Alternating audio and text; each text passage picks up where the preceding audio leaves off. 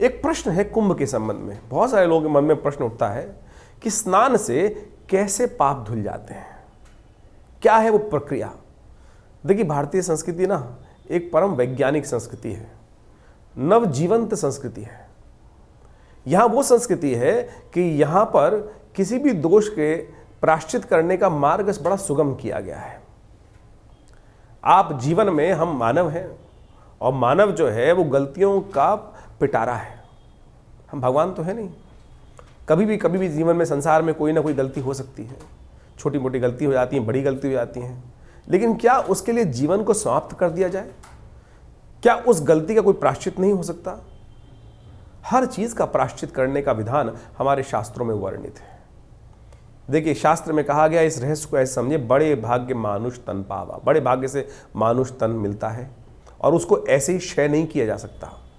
आत्मग्लानि के द्वारा सब कुछ समाप्त नहीं किया जा सकता।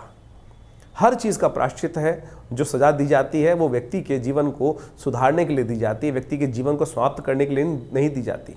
तो इसीलिए भारतीय संस्कृति में ये व्यवस्था बनाई गई।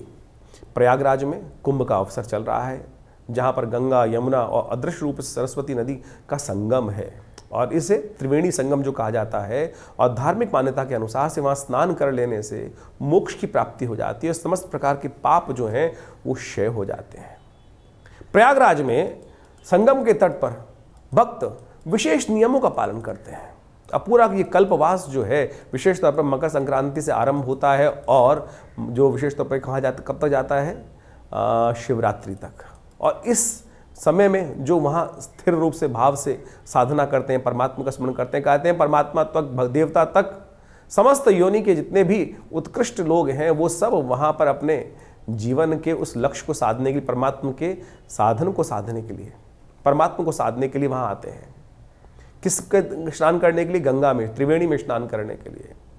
देखिए, एक मंत्र आता है शास्त्र के अंदर, कहा जाता है कि विशेष तौर पर जब हम भगवान का चरणामृत लेते हैं तो कहते हैं, जो कहा जाता है ना एक मंत्र जो विशेष तौर पे, अकाल मृत्यु हरणम सर्वव्याधि विनाशनम विष्णु पादोत्कम पित्वा पुनर्जन्म न विद्यते। क्या है वो? गंगा, भगवान विष्णु के चरणों से निकला हुआ जल ही तो है, वही तो चरणामृत है भगवान का। और उसी में हम समर्पित भाव से एक डुबकी जो लगा रहे हैं, समर्पित भाव से डुबकी। सोचें, एक समर्पित भाव से हमने डुबकी लगाई और ये भाव रखा कि परमात्मा अब तेरी शरण, अब तेरी शरण, अब जो भी करना है आप। और जब बाहर निकलते हैं तो यह कहते हैं या तो ले जा और या रख ले इस संसार में, और संसार में रखे तो पुनर्जीवन हमको प्राप्त करा दे। लेकिन एक बात समझें,